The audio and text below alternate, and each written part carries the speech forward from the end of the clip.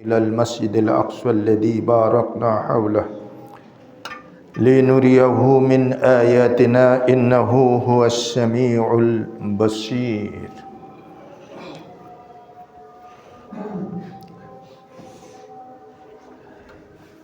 সম্মানিত মুসল্লিবৃন্দ, আল্লাহ রব্বুল আলামিনের দরবারে লাখ কোটি সজুদ ও শুকর যে আল্লাহ পাকের অপার অনুগ্রহের বদৌলতে আজকের এই সপ্তাহের সর্বোত্তম দিবসে পৃথিবীর সর্বোৎকৃষ্ট স্থান আল্লাহর ঘরে সমবেত হতে পেরেছি আমরা এবং পবিত্র জুমার সালাতে অংশগ্রহণ করতে পারলাম। আলহামদুলিল্লাহ। নবী মুহাম্মদ রাসূলুল্লাহ সাল্লাল্লাহু আলাইহি ওয়াসাল্লামের উপরে কিয়ামত দিবস পর্যন্ত শান্তি অবতীর্ণ হোক, যে রাসূল সাল্লাল্লাহু আলাইহি ওয়াসাল্লাম আল্লাহ প্রদত্ত সর্বশেষ ও চূড়ান্ত রাসূল হিসাবে দুনিয়ার মাঝখানে এসেছিলেন এবং রিসালাতের সার্বিক দায়িত্ব পালন করে মৃত্যুবরণ করে পরকালীন জীবনে প্রত্যাবর্তন করেছেন। সেই নবী মুহাম্মদ সাল্লাল্লাহু আলাইহি ওয়াসাল্লামের উপরে কিয়ামত দিবস পর্যন্ত শান্তি অবতীর্ণ হোক, আমিন। সম্মানিত মুসল্লিবৃন্দ,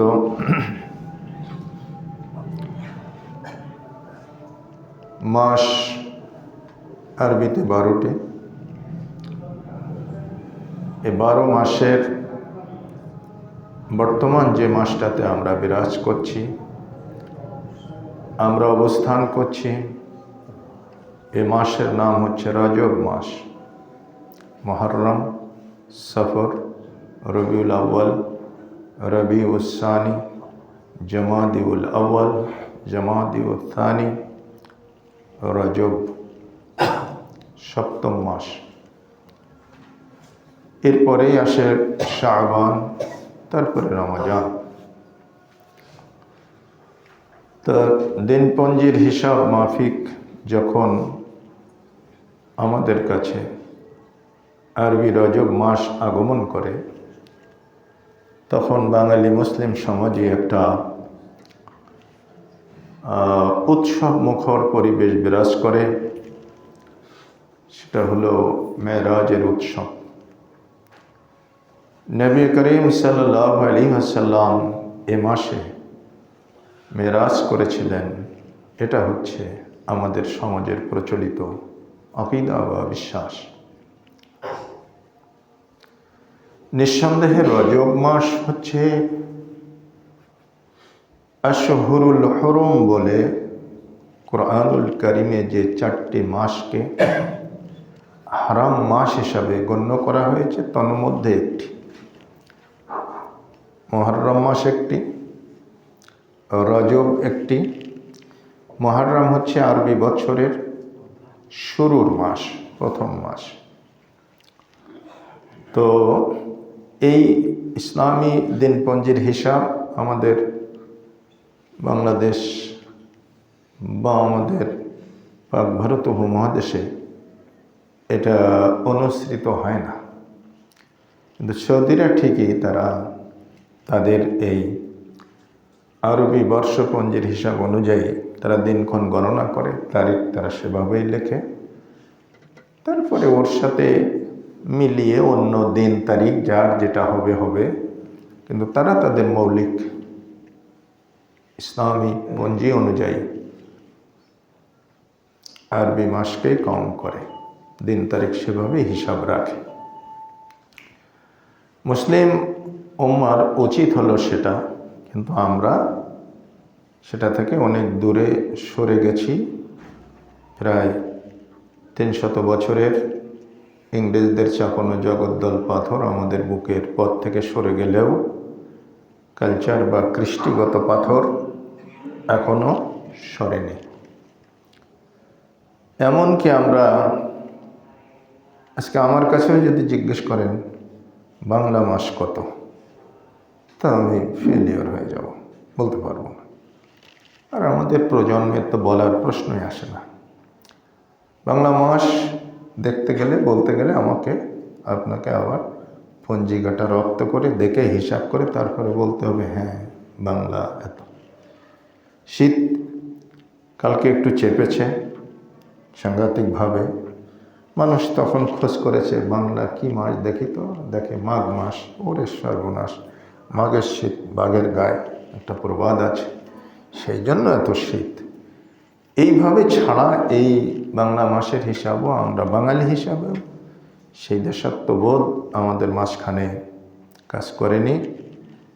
এমনকি আমরা এই বাংলা ভাষার জন্য যে আমাদের সূর্য সারথী জওয়ানরা প্রাণ দিল,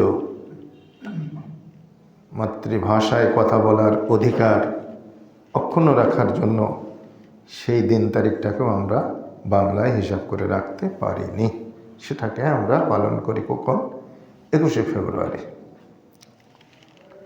যদিও এই পালনের সিস্টেমটা ইসলাম বহির্ভূত, আমি সেদিকে যাচ্ছি না, তো সেখানেও আমরা কাউন্ট করি কি ইংরেজি তারিখ। এটাই হচ্ছে জাতীয় দন্যতা। জাতীয়ভাবে আমরা যে দন্য, আমরা যে পরমুখাপেক্ষী বা পরের কালচারের প্রতি আমরা আকৃষ্ট, এটাই হচ্ছে তার একটা বাস্তব প্রমাণ। এই 4 বছর অন্তর বিশ্বকাপ খেলা হয়, যুবকরা সব চেয়ে থাকে বিশ্বকাপে কোন প্লেয়ার কীরকম চুল ছাড় দিয়ে এসেছে। তো এক এক প্লেয়ার এক এক রকমের ঢঙে চুলের কাট করে তারা খেলায় অবতীর্ণ হয়। দেখা যায় বাঙালি ছেলেরা সেই কাটিংয়ে চুল ছাটাটা তারা একটা নিজেদের একটা অ্যামেচার বা একটা তাদের একটা শখ মনে করে সেগুলোই অনুশীলন করে। কিন্তু আপনি দেখবেন সৌদি আরবের মুসলিমরা বিশ্বের যেখানেই যায়, ওদের ওই যে তোপ আর একটা বিস্ত বলে উপরে যেটা পরে বা বায়া বলে, তারপরে একটা রুমাল, তারপরে একটা বেড়ি তাজ, এইটা করে ওরা সারা বিশ্বে এটাই পোশাক হিসাবে পরিধান করে তারা ইউরোপিয়ানদের সাথেও মিশতেছে, বৈঠক করতেছে, সব কিছু করতেছে। তারা তাদের নিজস্ব এই কালচারটা ছাড়েনি। তো এই কালচারের মধ্যে এই পোশাকের ভেতরে যা ইসলাম আছে আমি এটা বলছি না, জাতীয়তা আছে। ওই পোশাক পরে কেউ যদি অপকর্ম করে তবুও তার এই পোশাকটা থাকে।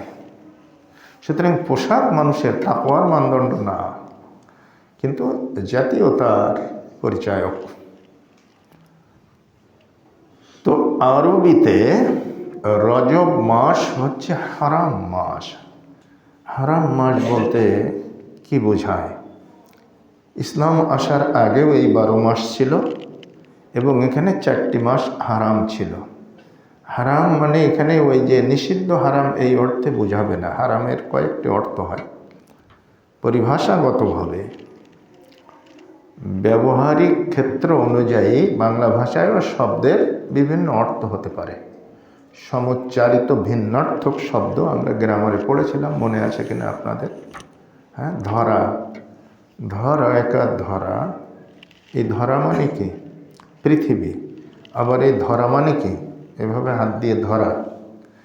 তো এই যে এই ধরার প্রায়োগিক ক্ষেত্র অনুযায়ী কয়েক রকমের অর্থ হয়। চোর ধরা, এটা একটা অর্থ। তারপরে মাথা ধরা, মাথা কি কেউ ধরে রাখে নাকি এভাবে? আপনি যদি বলেন না ভাই আমি আজকে চালাতে আসতে পারছি না, মাথা ধরেছে, তার মানে কি আমি কি বুঝবো যে এই দুজনে এইভাবে মাথা ধরে রেখেছে? তা না, মাথায় ব্যথা বেদনা এটা শুরু হয়েছে, যে কারণে এটাকে বলা হয় মাথা ধরা। দেখেন একই ধরা, বানান একই, কিন্তু প্রায়োগিক ক্ষেত্র অনুযায়ী এর অর্থটা ভিন্ন হয়ে থাকে। মাথা ধরা, চোর ধরা। আবার আমি যদি বলি যে অমুক ছেলেটা আমাদের মোতাল্লি সাহেবকে খুব ধরেছে, এই মোহাম্মদিয়া মসজিদে ইমামতির জন্য বা মুয়াজ্জিনের জন্য বা যে কোনো একটা কারণে মোতাল্লি সাহেবকে খুব ধরেছে। এ ধরার মানে কি? এটা তাকে তার সাথে একটু তদবিরমূলক কথাবার্তা বলছে, এটা বোঝাবে না? কাউন্সিলর সাহেবকে ধরে তারপরে ওই বাড়িতে উঠেছে, তার মানে কি? এ ধরা মানে তাকে ধরে ফেলেছে, পকড়াও করেছে, এরকম নয়। সুতরাং আরবিতেও হারাম মাস মানে আপনারা ওই হারাম বুঝবেন না, হারামের আরও অর্থ আছে। যেমন আমরা মক্কা এবং মদিনার এই চত্বরকে বলি হারাম শরীফ বা হারাম শরীফ আমরা বলি বাংলাদেশিরা, কিন্তু আরবিয়ানরা বলে হারাম। এই হারামের একটা নির্দিষ্ট ভূখণ্ড আছে, চিহ্ন করে দেওয়া আছে নবী করিম সাল্লাল্লাহু আলাইহি সাল্লামের জামানা থেকেই। ওই এরিয়াটাই হচ্ছে হারাম এরিয়া, যেখানে হত্যা নিষেধ, অমুসলিমদের প্রবেশ নিষেধ, যেখানে গাছের পাতা ছেঁড়া নিষেধ, যেখানে মশা মারা নিষেধ, মাছি মারা নিষেধ। হ্যাঁ, এভাবে রক্তারক্তি, কতলে কেতাল করা নিষেধ, ঝগড়াঝাটি করা নিষেধ। আরবরা কিসাস করত, হত্যার পরিবর্তে হত্যা। এখন কারোর পিতাকে হত্যা করেছে, সেই খুনি আসছে তওয়াব করতে, তো যতক্ষণ পর্যন্ত হারাম এরিয়ার বাইরে না যাবে ততক্ষণ ওকে খুন করতে পারবে না। এটাই হচ্ছে মসজিদে হারাম বা মদিনার যে হারাম, এই হারাম এরিয়ার বৈশিষ্ট্য। ঠিক আরবি 4টা মাস হারাম। এ মাস সম্মানী মাস এ অর্থে যে এই মাসে কোনো রকমের যুদ্ধ বিগ্রহ করা নিষেধ। কখন থেকে? ইসলাম আসার আগের থেকে। ইসলাম আসার আগে তাদের কাছে তাদের গোত্রীয় নিয়ম ছিল যুদ্ধ বিগ্রহ লাগাতারভাবে ধারাবাহিকভাবে চলে এসেছে। কারোর যুদ্ধের বয়স, কোনো গোত্রের যুদ্ধের বয়স 70, কারোর বয়স 60, কারোর 50, কারোর 100 পেরিয়ে গেছে। এই বছর যুদ্ধ করে এইবার জয় পরাজয় নিশ্চিত হওয়ার পরে যারা হেরে যায় তারা বলে সামনের বছর অমুক তারিখে দেখে নেব। তো ওরাও অস্ত্র শান দেয়, এরাও অস্ত্র শান দেয় যে সামনের বছর ঠিক ঘোষিত তারিখে আবার ময়দানে একত্রিত হয়ে ফর নাথিং খামাখা যুদ্ধ করে। কে বড়? ওই গোত্রের উপরে আমার গোত্রের প্রভাব আছে, আমি বড়, উই আর দি গ্রেট, এটা প্রমাণ করার জন্য এই জাহেলি যুগটা নামকরণ এমনিতে হয়নি। কত বড় জাহেল চিন্তা করেন, কত বড় জাহালাত তাদের ভিতরে ছিল। রাসূল সাল্লাল্লাহু আলাইহি ওয়াসাল্লাম এসে ইসলামের সুশীতল বাতাস প্রবাহ করে এটা বন্ধ করেছিলেন যে হে মানুষ, আন্নাসু মিন জিহাতিত তিমসালে ইকফাউ আবুহুম আদমু ওয়াল উম্মু হাওয়াউ। আরে এই গঠন প্রণালীর দিক থেকে তুমি, আমি, ওরা, সে সবাই এক। আমরা একই আদম এবং একই হাওয়ার, এই পিতামাতার জিন থেকে, তাদের সেই উৎপাদন থেকে আমরা ধারাবাহিকভাবে বংশ পরম্পরায় আজকে সারা বিশ্বে ছড়িয়ে ছিটিয়ে আসি। আমরা মানব জাতি, আমরা একই বনু আদমের আওলাদ। সুতরাং কেউ কারোর উপরে চড়াও হয়েও না, হিংসা করো না, অস্ত্র ধরো না, রক্তারক্তি করো না, গালি দিও না। কুনু ইবাদাল্লাহি ইখওয়ানা, তোমরা আল্লাহর বান্দা হিসেবে ভাই ভাই হয়ে যাও। এটাই হচ্ছে ইসলামিক ভ্রাতৃত্ব, যেটা সারা বিশ্বে আজকে পরিব্যাপ্ত আছে এবং সৌদি আরব ভূখণ্ডে সেই থেকে এই যুদ্ধ বন্ধ হয়ে গেছে। তো এই যুদ্ধগুলো তারা যখন চালাতো, তারা 4টা মাসকে বাদ দিয়ে যুদ্ধ করত। এই জন্যে এই মাসের নাম, 4টা মাসের নাম হারাম মাস। কোনটাতে? মুহররম।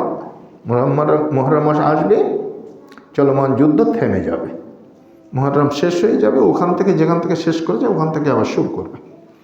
রজব মাস আসবে, যুদ্ধ বিগ্রহ ধরেন চলছিল, চলমান যুদ্ধ শেষ হয়ে যাবে, ওখানে ব্রেকআপ। তারপরে রজব শেষ হয়ে গেলে আবার যদি অবশিষ্ট অংশ যদি চর্চা করতে চায় করবে, রজব মাস আসবে, তলোয়ার কুশাবদ্ধ হবে। এরপরে আছে জিলকাআদ আর জিলহজ, হজ্জের আগের মাস আর হজ্জের মাস। আর হজ্জের জিলহজ হচ্ছে বছরের শেষ মাস, তো এরপরেই মহররম। তাহলে পরপর 3টা মাস কি থাকতেছে, হারাম মাস হিসাবে পরিগণিত হচ্ছে। এতে করে কি হতো, তাদের হজের সফর নিরাপদ হতো। তারাও কিন্তু হজ করত, কাবায় তারা হজ করত। পানি বিলিয়ে দেওয়া নেকির কাজ মনে করতো, এজন্য কুরাইশরা সাকি, তারা ছিল পানি বিতরণকারী, জমজমের পানি পান করাতো।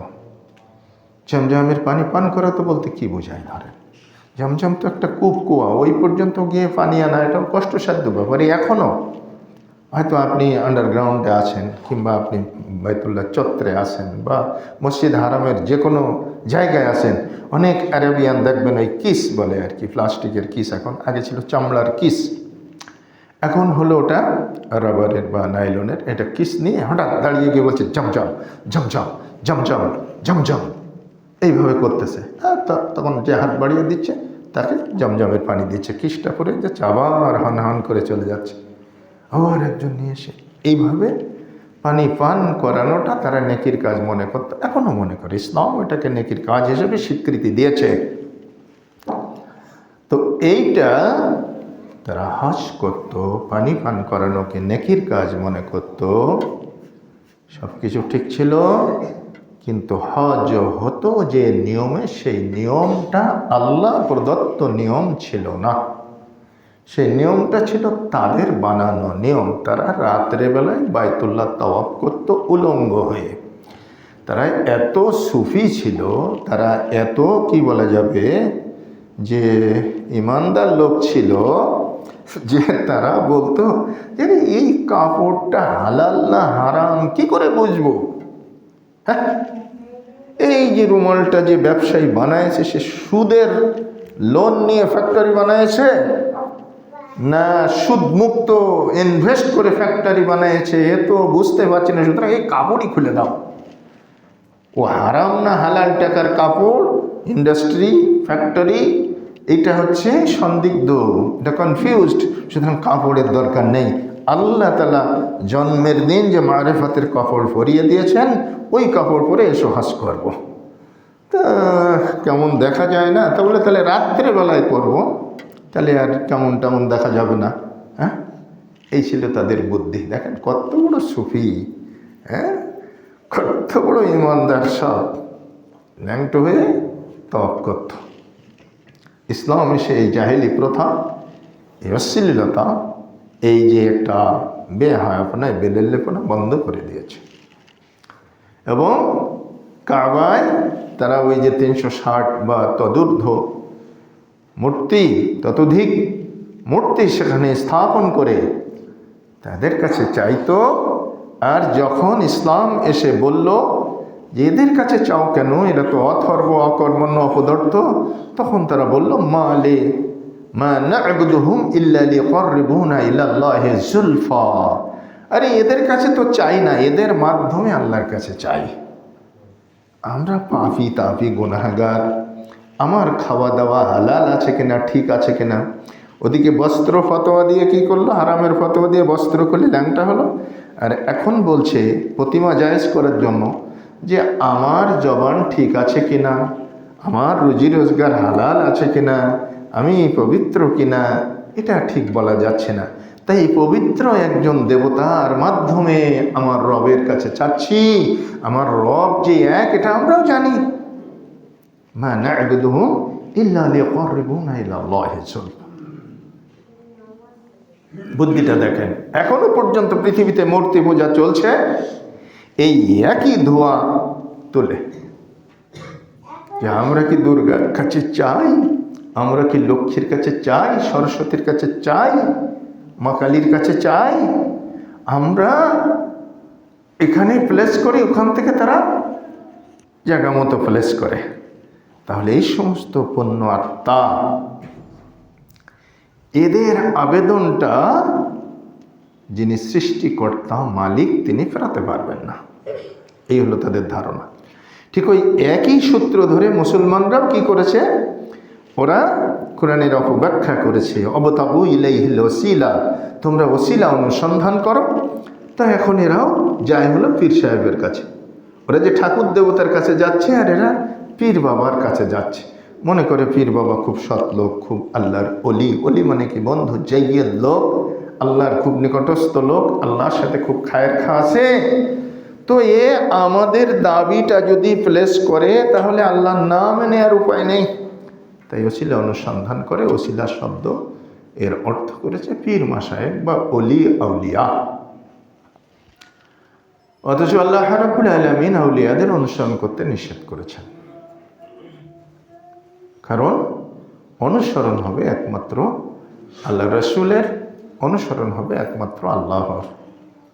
তার বাইরে যখনই অনুসরণ করতে যাবেন তখন বিভ্রান্তি আসবে, যেটা আমাদের সমাজের চিত্র থেকে আপনারা অনুধাবন করতে পারেন যে মুসলিম উম্মাহ কত বড় পদে পদে তারা বিপথগামী হচ্ছে, তারা বিভ্রান্ত হচ্ছে, তারা শিরকের ভিতরে ডুবে যাচ্ছে, তারা বেদাতের ভিতরে ডুবে যাচ্ছে।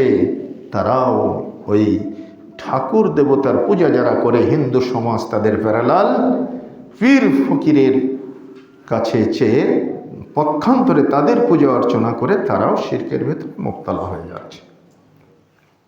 খুব আফসোসের কথা। সম্মানিত মুসল্লিবৃন্দ, সেই রজব মাসের কথা হচ্ছে। তাহলে এই রজব মাসটা তাহলে ইসলাম আসার আগ থেকে আর ইসলাম আসার পরেও এটা সম্মানিত মাস, বাস এটাই হচ্ছে রজবের গুরুত্ব। এর বাইরে আজকে আমাদের দেশে মেরাজুন নবীকে কেন্দ্র করে রজবের যে গুরুত্ব আরোপ করা হয়, এর সাথে কোনো সম্পর্ক রাসূলের মেরাজের নাই। বানায় নিয়েছে যে 27শে রজব মেরাজ হয়েছে।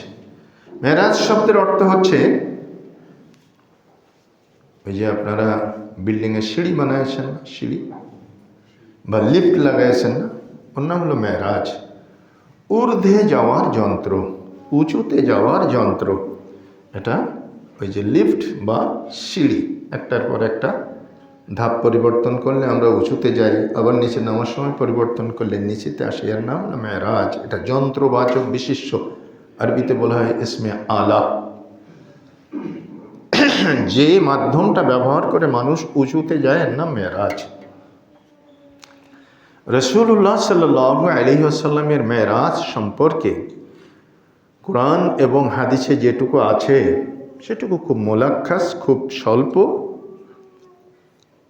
এর ব্যাখ্যা বিশ্লেষণে মুসলিমদেরকে এত বিভ্রান্তির ভিতরে ফেলে দিয়েছে অমুসলিম রাইটার বা অমুসলিম হাদিসের জালকারীরা, যে মুসলমানরা সেই জালিয়াতির তকমা থেকে কখনো নিজেদেরকে রক্ষা করতে পারেনি। আজও পর্যন্ত আমাদের এই মসজিদ থেকে, এই মেম্বার থেকে আজকের দিনে কত মুন্সি, মৌলবি, খতিব, বক্তা বয়ান করতেছে, মেরাজের বয়ান, মানুষ কান্দায় দিচ্ছে, আজগবি কথা বলতেছে। নবীজির মেরাজটা কেমন ছিল? একদা তার স্ত্রী উম্মে হানির ঘরে তিনি ঘুমন্ত ছিলেন, জিবরিল আসলেন, তাকে উঠতে বললেন, তিনি উঠলেন, অজু করে একটা বুরাক নানমি, একটা সওয়ারির উপরে তাকে বসতে বললেন, সেটা দিয়ে তিনি চলে গেলেন কোথায়? মসজিদে আকসা, যেটা জেরুজালেমের মসজিদ। আজকে জানিয়ে এত সংঘর্ষ মুসলিম আর ইহুদিদের মধ্যে, এই জেরুজালেমের মসজিদ পর্যন্ত গেলেন হচ্ছে বুরাক দিয়ে। আজকে হতভাগ্য এই মুসলমানরা একটা বুরাক বানিয়ে ঘরে রাখে যত্ন করে। কিভাবে? একটা তেজদীপ্ত ঘোড়ার বডি, একটা সুশ্রী রমণীর মস্তক, আর অলঙ্কারে মোড়া দেহ। এর নাম হচ্ছে বোরাক। তাহলে রাসূল সাল্লাল্লাহু আলাইহি সাল্লামকে কতটা অপমান করলো একবারও চিন্তা করে না। রাসূলের বোরাকটা খুব শ্রীমতী একজন মহিলার মুখ অবয়বের আকৃতিতে হতে হবে, তাও ঘোড়ার দেহে মানুষের মুখ। তো মানুষটা পুরুষ হতে পারল না, মানুষটা হলো রমণী। তিলোত্তমা এক রমণীর ছবি দিয়ে নিচে লেখা আছে বোরাকুন নবী সাল্লাল্লাহু আলাইহি সাল্লাম আরবিতে। তো মুসলমানরা ওই যে চিত্র বিক্রি করে, এখন অনেক জালসা আমরা করি তো সভা সমিতির সামনে ওরকম, ওখানে দেখেছি বিভিন্ন চিত্র, ইসলামিক চিত্র, আবার বাংলাদেশে যারা স্টার তাদেরও চিত্র, যার যেটা কেনা দরকার সে সেটা কেনে। তা যারা ইসলামিক মাইন্ডেড তারা তো আর কোনো নায়ক নায়িকার চিত্র কেনাটা পাপ মনে করে। তারা মনে করে ওরে বাপরে নবীর বোরাক, এইটা কিনে নিয়ে যায় ঘরে টাঙায় রাখে। ওটাও যা এটাও তাই, ওটাও যা এটাও তাই, বরং এটা আরো জঘন্য। নবীকে কলুষিত করা হচ্ছে। যাই হোক, এইভাবে মুসলিমদেরকে ধোঁকার ভিতরে ফেলানো হয়। বোরাক একটা খুব দ্রুতগামী জন্তু, কেমন সেটা নবীও বলেননি, সাহাবীরাও শোনেননি, তাই কেউ জানে না তার আকৃতি কেমন। তার গতি সম্পর্কে বলা হয়েছে যেটা বিদ্যুতের গতিও ফেল। আরবিতে বারকুন মানে হচ্ছে বিজলি, বারকুন বিজলি, এই ইলেকট্রিসিটি, এটার নাম হচ্ছে বারকুন। আর বোরাক শব্দটা, বারকুন লিখতে 3টা অক্ষর আর বোরাক লিখতে 4টে অক্ষর। আরবি নিয়মে একটা আছে, একটা ফর্মুলা আছে যে কাসরাতুল মাবানি কাসরাতুল মাআনি, যদি একই ধাতুর ভিতরে অক্ষর বেশি হয় তাহলে অর্থটাও আরো পুষ্ট হবে। যেমন বারকুন 3 অক্ষরের, এটা ধাতুগত শব্দ, ধাতু হচ্ছে বারাকাফ। এখানে বোরাক যখন লেখা হবে তখন আরেকটা আলিফ এক্সেস আসবে, অর্থের ভিতরে আধিক্যতা আসবে। তাহলে বিদ্যুতের যে গতি, বোরাকের গতিটা তার চাইতে বেশি ছিল, এই নামকরণের ভিতর দিয়ে প্রমাণিত হয়। এই সওয়ারির পিঠে নবী করিম সাল্লাল্লাহু আলাইহি সাল্লাম সওয়ার হয়ে চলে গেলেন কোথায়? মসজিদে আকসা।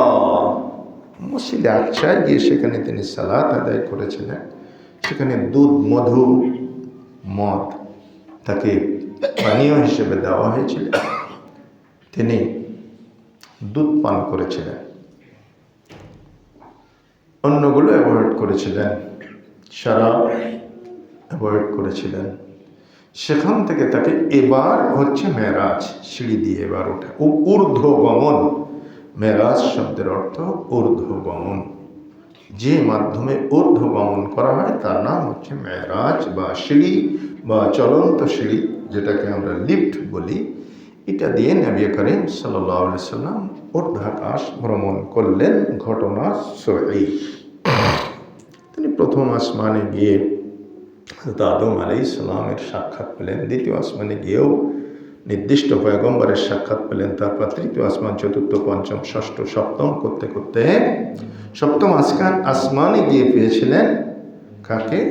ইব্রাহিম আলাইহিস সালামকে। সাইয়্যিদুনা ইব্রাহিম আলাইহিস সালাম সকলকেই তাকে মারহাবা জানাতেন, জাতির গৌরব হিসাবে, মানব জাতির মুকুট হিসাবে সকলেই তাকে কংগ্রাচুলেট করেছেন, তাকে সাধুবাদ জানিয়েছেন, তাকে স্বাগতম জানিয়েছেন। মুসা আলাইহিস সালাম তাকে নসিহাত করেছিলেন, আল্লাহ পাকের কাছে যাচ্ছেন, যাওয়ার সময়তেও আমার সাথে একটু দেখা করে যেন। তো তিনি রব্বে করিমের দরবারে গেলেন, যেটাকে বলা হয় আরশে আজিম। সিদরাতুল মুনতাহা পর্যন্ত জিবরিল আমিন গেলেন, তারপরে আর গেলেন না, এ নিয়েও বিতর্ক আছে। তিনি গেলেন কি গেলেন না, এটা নিয়েও বিতর্ক আছে। যাই হোক, জিবরিল গেলেও নবী গিয়েছেন, জিবরিল না গেলেও নবী গিয়েছেন, আল্লাহ সুবহানাহু ওয়া তাআলার সামনে দাঁড়িয়েছেন, কথা হয়েছে রব্বুল আলামিনের সাথে, কিন্তু দেখা হয় নাই। 70,000 পর্দার আড়াল থেকে কথা বলেছেন নবী মুহাম্মদ সাল্লাল্লাহু আলাইহি সাল্লাম। অতঃপর ফিরে এসেছেন, আল্লাহ পাকের কাছ থেকে সালাতের পেগাম তিনি নিয়ে এসেছিলেন। মুসা আলাইহিস সালামের সাথে দেখা হওয়ার পরেই তিনি বলেছিলেন, কয় ওয়াক্ত সালাত নিয়ে এসেছেন নবী? 50 ওয়াক্ত। তখন বিদগ্ধ পয়গম্বর, অভিজ্ঞ পয়গম্বর মুসা বলেছিলেন, উম্মত খুব অলস, পারবে না, পারলেও পালন করবে না। উম্মত সালাতের ব্যাপারে খুবই অলস। আমি ভুক্তভোগী পয়গম্বর, আমি আপনাকে বলছি যান কমিয়ে নিয়ে আসেন। নবী গিয়েছিলেন, আল্লাহ 5 কমিয়ে দিয়েছিলেন। কোনো রেওয়ায়েতে এসেছে আল্লাহ 10 কমিয়ে দিয়েছিলেন। কোনো রেওয়ায়েতে এসে 4 বার গিয়ে 40 কমিয়ে এনেছিলেন, 5ম বারে 5 কমিয়ে এনেছিলেন, 5 বার গিয়েছেন। কোনো বর্ণনা এসেছে তিনি 9 বার গিয়ে প্রত্যেকবারে 5 করে কমিয়ে এনে 45 লেস 5 রয়েছে।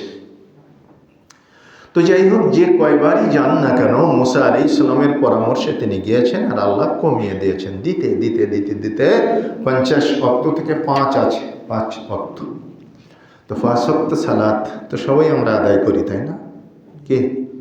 আপনার ছেলে মেয়ে, স্ত্রী পুত্র সন্তান সন্ততি, পাড়া প্রতিবেশী, দেশ, সব মুসলমানরাই তো 5 ওয়াক্ত আদায় করে না? ইস, দেখেন অবস্থাটা, দেখেন অবস্থা।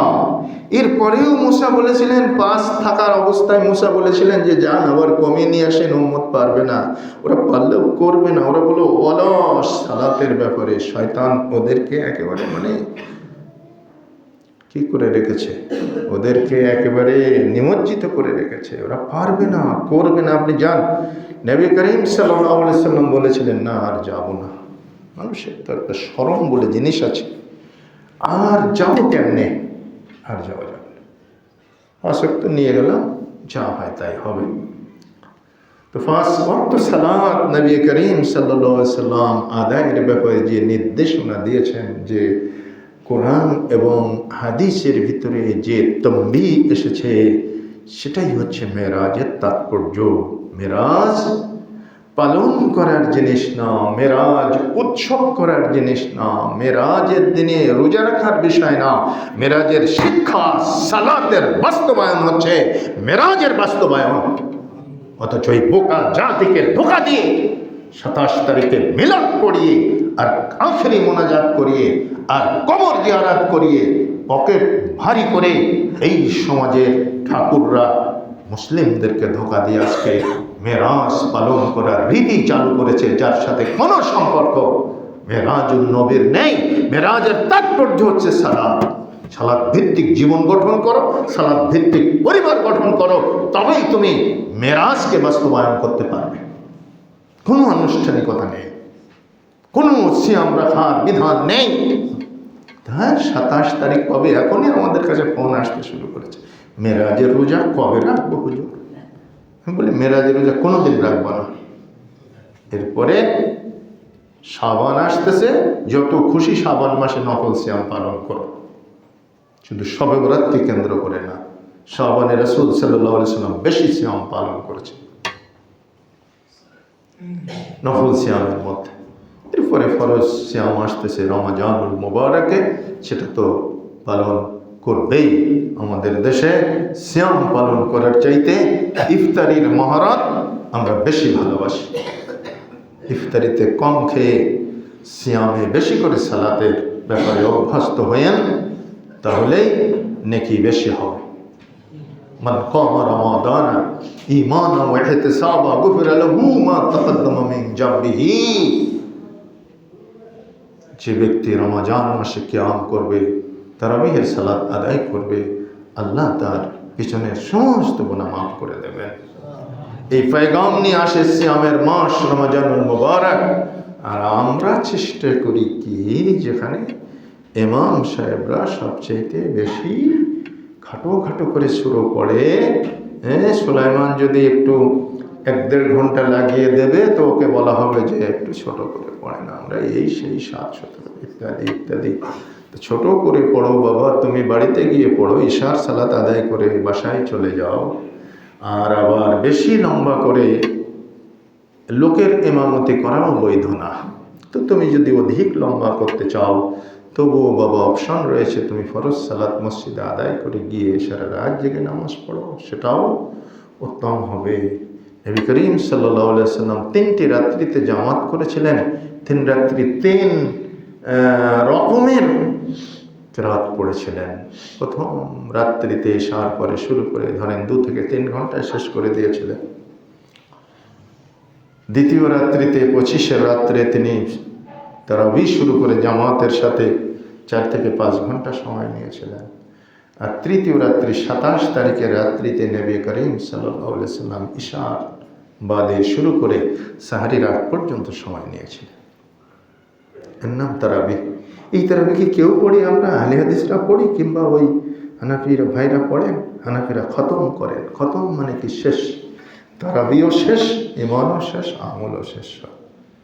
হ্যাঁ, الرحمن علم القرآن خلق الإنسان علمه البيان الشمس والقمر بحسبان والنجم والشجر يسجدان والسماء رفعها ووضع الميزان ألا تطغوا في الميزان। এইভাবে ঝড়ের বেগে চলতে থাকে। ও আমোদে 8খানা মুসল্লি যে আমরা খতম তারাবি পড়ি।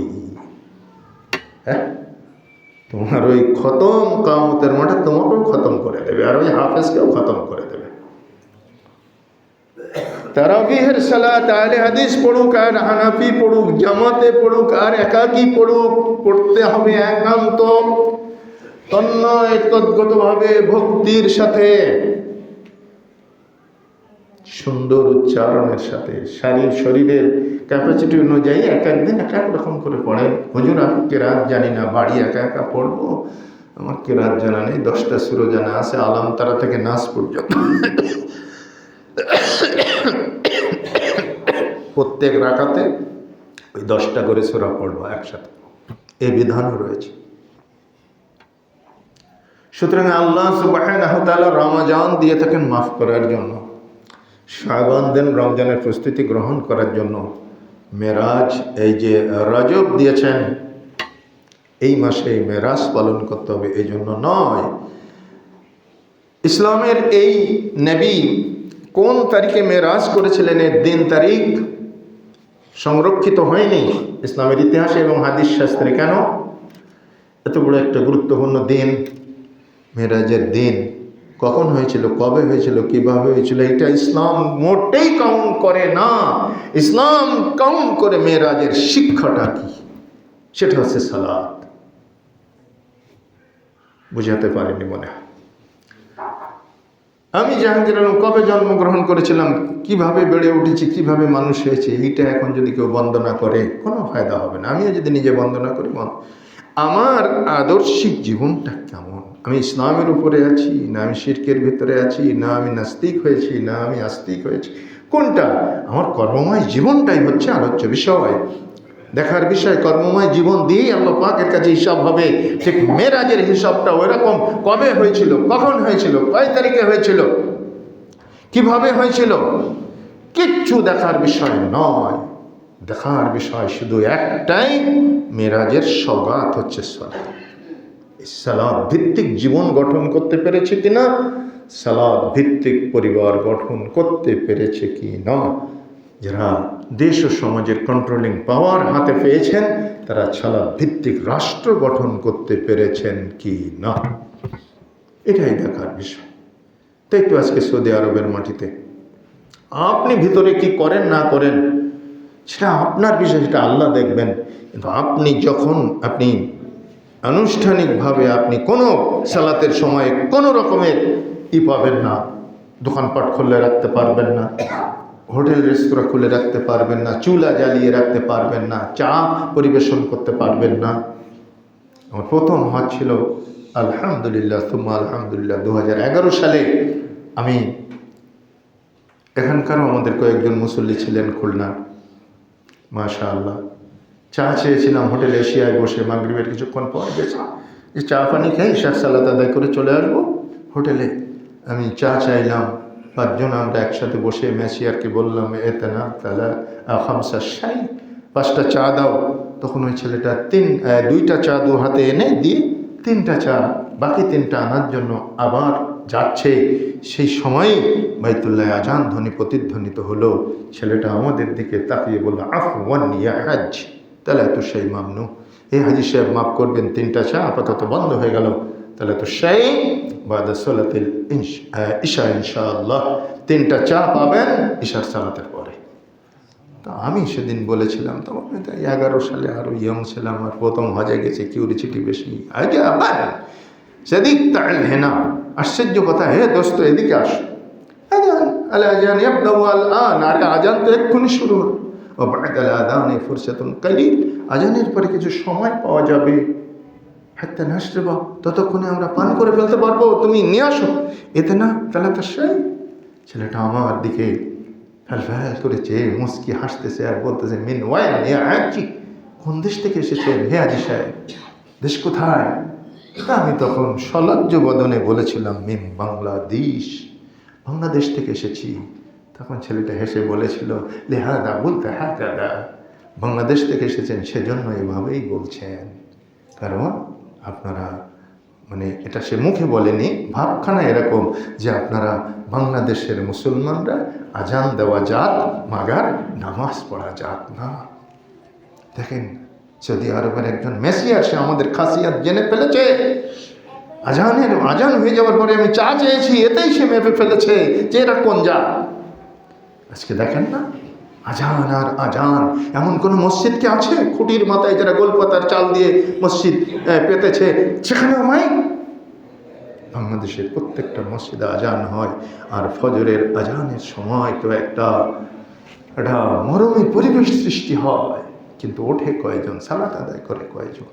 এটাই আমাদের ব্যর্থতা, এটাই আমাদের দন্যতা, এটাই হচ্ছে মেরাজকে আমরা ধ্বংস করেছি। মেরাজুন নবীকে আমরা একেবারে কি করে দিয়েছি, আবলিশ করে দিয়েছি। মেরাজুন নবীকে আমরা অমর্যাদা করেছি। কোনো বয়ানের ভিতরে, কোনো সিয়াম রাখার ভিতরে, কোনো আনুষ্ঠানিকতার ভিতরে বারাকা নেই, বরকত নেই।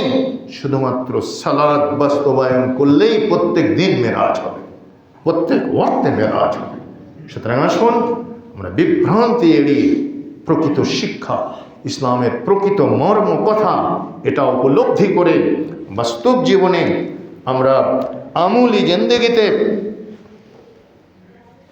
ইসলামের সঠিক অনুশীলন, সঠিক চর্চাটা করি। আর এই আহ্বানটাই হচ্ছে আহলে হাদিস আন্দোলন বাংলাদেশের আহ্বান। এর বেশি কিছু আমরা জাতিকে আমরা করতে বলি না, বা জাতির কাছে এর চাইতে বেশি কিছু দাওয়াতের সামগ্রী আমাদের কাছে নাই। আমরা সেটাই বলি যেটা রাসূলুল্লাহ সাল্লাল্লাহু আলাইহি ওয়াসাল্লাম বলে গেছে, তারাকতু ফীকুম আমরাইন লান তাদিল্লু মা তামাসসাকতুম বিহিমা কিতাবুল্লাহি ওয়া সুন্নাত নবিয়্যিহি। আমি তোমাদের কাছে দুটো জিনিস রেখে গেলাম, একটা হচ্ছে পবিত্র কোরআন, আর একটা হচ্ছে আমি নবী আমার সুন্নত অর্থাৎ হাদিস। সুতরাং প্রত্যেকটি পরতে পরতে আমরা আপনাদের কাছে জুমার খুতবার মাধ্যমে, বিভিন্ন হালাকায়, বিভিন্ন আলোচনায়, বিভিন্ন সেমিনার সিম্পোজিয়ামে, বিভিন্ন ওয়াজ মাহফিলে এই মেসেজটাই শুধু পৌঁছে দিতে চাই। আসুন পবিত্র কোরআন এবং সহিহ সুন্নাহর দিকে ফিরে আসুন। জাতির কাছে আজকে এটাই আমাদের একমাত্র চাওয়া, এটাই হচ্ছে দাওয়াত। পবিত্র কোরআন এবং সুন্নাহ ভিত্তিক আমলি জিন্দেগি ছাড়া মুক্তির কোনো উপায় নাই। আপনার জীবনে 2 রাকাত সালাত যদি থাকে, তো সে 2 রাকাত সালাত যদি নবী মুহাম্মদ সাল্লাল্লাহু আলাইহি সাল্লামের তরিকা মাফিক না হয়, তার নিয়ম মাফিক যদি না হয়, তাহলে ওই সালাত, ওই 2 রাকাত তো জিরো পেয়ে যাবেন। তো যে নামাজ পড়েনি সেও জিরো, আর আপনি পড়েছেন কষ্ট করে, আপনিও জিরো। তাহলে যে পড়েনি সেই তো তাহলে লাভ করেছে বেশি, শারীরিক কষ্ট হয়নি। এই জন্য আমাদের বিনীত নিবেদন সমাজের মানুষের কাছে, এই মসজিদে যারা মুসাল্লি তাদেরকেও আমরা এই মেসেজটাই পৌঁছে দিতে চাই। এই আঙ্গিকে তাদের ইবাদত বন্দেগীগুলো, তাদের ঈমান, তাদের আকীদা যাতে রেকটিফাইড হয়, বিশুদ্ধ হয়, সেভাবেই আমরা চেষ্টা করে থাকি। বাকিটা আপনাদের মানসিকতা, এবং এর পিছনে যেটা আমরা কামনা করি সেটা হচ্ছে আপনাদের সহযোগিতা। আপনাদের সহযোগিতা ছাড়া, আপনাদের ইমানি জজবা ছাড়া এই মসজিদও এই পর্যায়ে আসেনি, আর উন্নয়নের দিকে যাবে না। আবার এই মসজিদ ভিত্তিক যে মক্তব আমরা চালু করেছি, যেটাকে মুহাম্মাদিয়া মডেল মাদ্রাসা হিসাবে আমরা আপনাদের সামনে পরিচয় দিয়েছি, এবং সে লক্ষ্যে আমরা আমাদের ইমাম মুয়াজ্জিন এবং অন্যান্য শিক্ষক যাদেরকে নিয়োগ দিয়েছি, তাদের আমরা সামথিং অনারিয়াম সম্মানীয় দিয়ে থাকি, যেটা খুবই অপ্রতুল, নাম সর্বস্ব। তো আপনারা যদি 10 জনের সহযোগিতা করতেন, তাহলে আমরা তাদেরকে আরেকটু ভালোভাবে সম্মানিত করতে পারতাম।